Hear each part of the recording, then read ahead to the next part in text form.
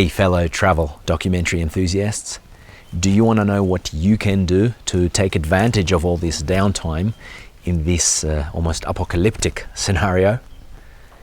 Keep watching. Hey, I'm Mitchell. For the past decade I've been living my dream, journeying around the world as a professional travel photographer. During this time, I've seen and I've learned a lot.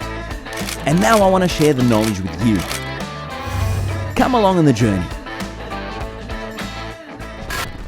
Hey, again, I'm still in Peru, in the mountains, and up until a few days ago, we were doing just fine. Traveling, seeing amazing places, festivals, and then shit got real serious here too. The president of Peru declared a state of emergency, so like most of you, I won't be traveling anywhere for now.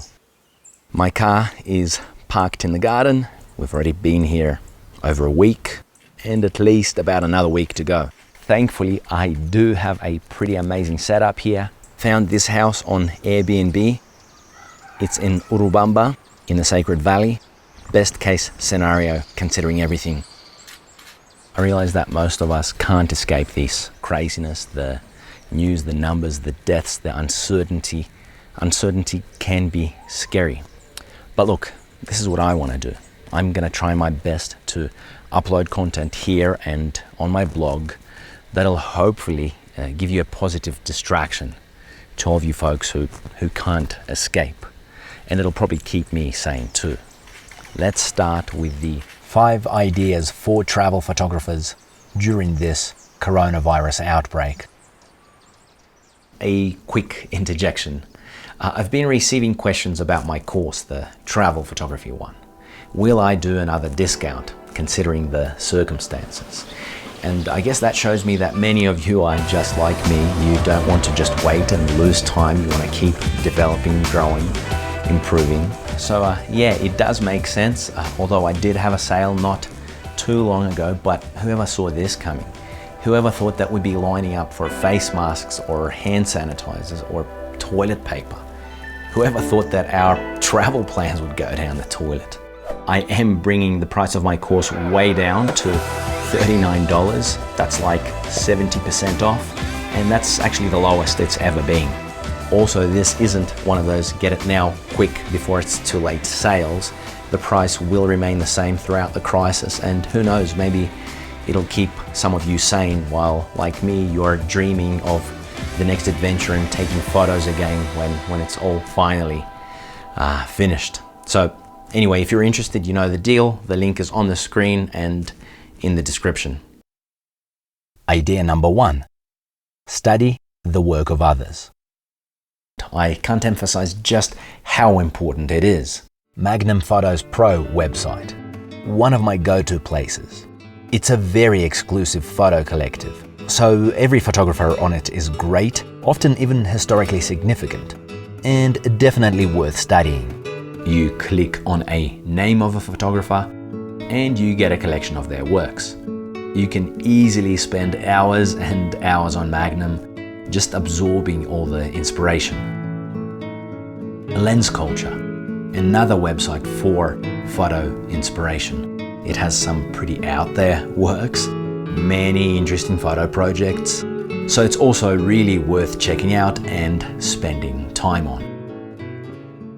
You could have some old Nat Geo issues laying around the house, so look through those. You'll probably be reminded of just how amazing photos can look in print.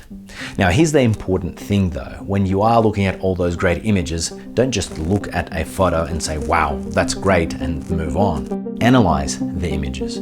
Think about how the photographer used light. If you're still at the beginning of your photographic journey, try to guess what settings they used. Take notes. What makes an image special?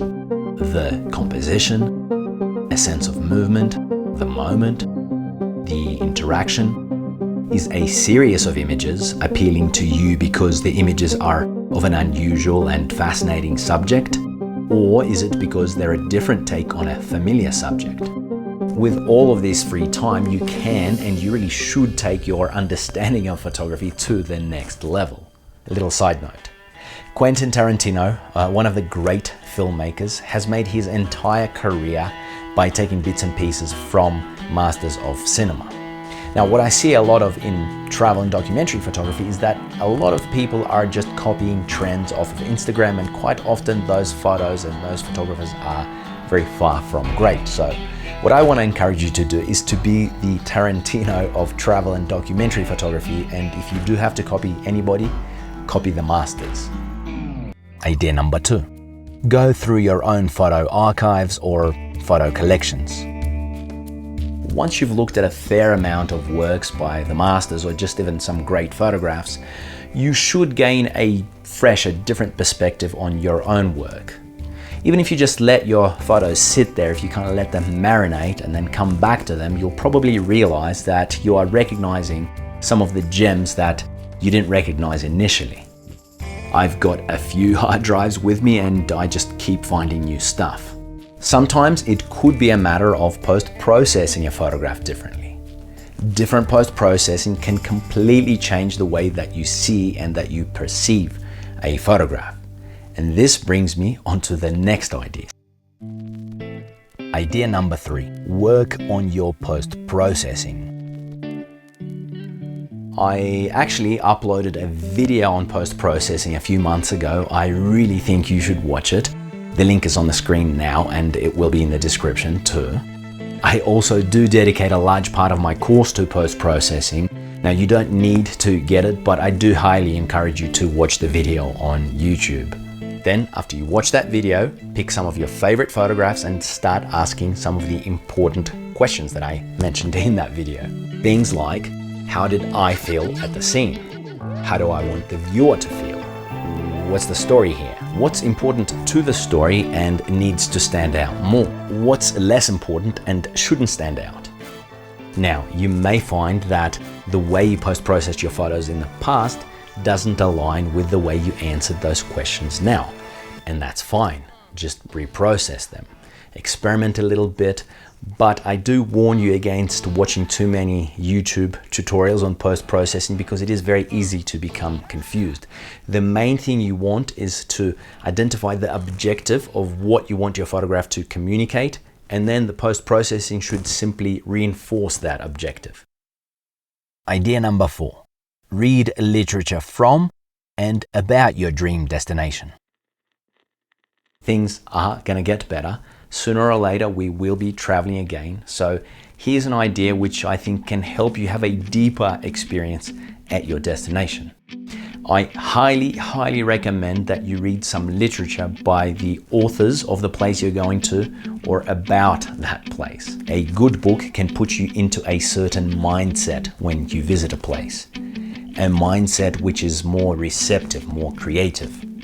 I know that reading Indian authors and books about India really enriched my experience there.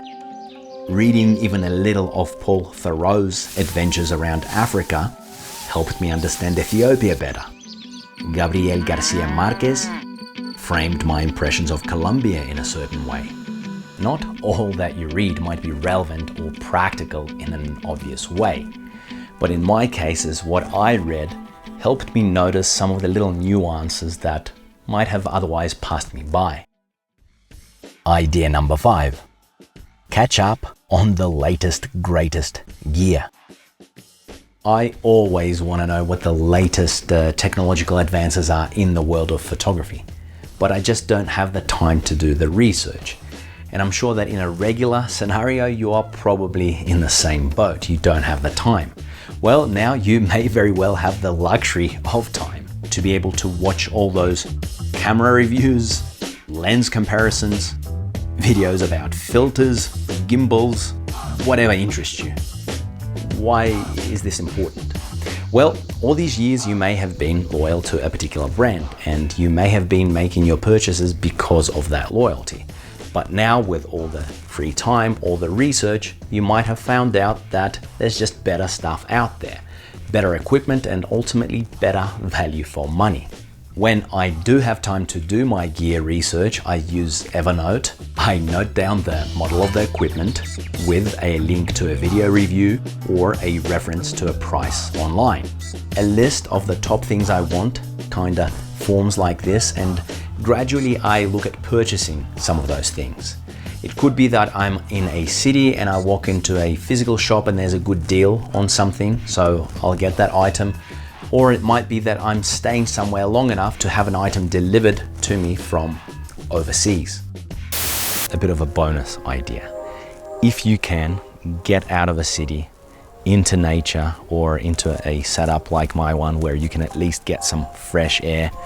I was doubtful whether I should go or not and leave the safety of a city, but I realize now it's a no-brainer. If I were locked up in a small hotel room or in an apartment, I would have gone absolutely mad. These lockdowns are no joke. I do realize that this isn't an option for everybody, so that's why I say if you can, or if you still can, because some of us are already on lockdown.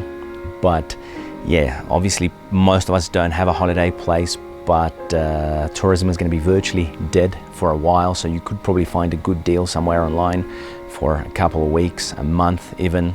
And here's one interesting thing I realized while being here, that if you're in a place which is remote enough, which is out in the nature enough, then the rules probably won't be applied to you quite as strictly. You can still go for a walk out in nature or for a hike, in which case you can still carry on with landscape photography, almost like everything is normal.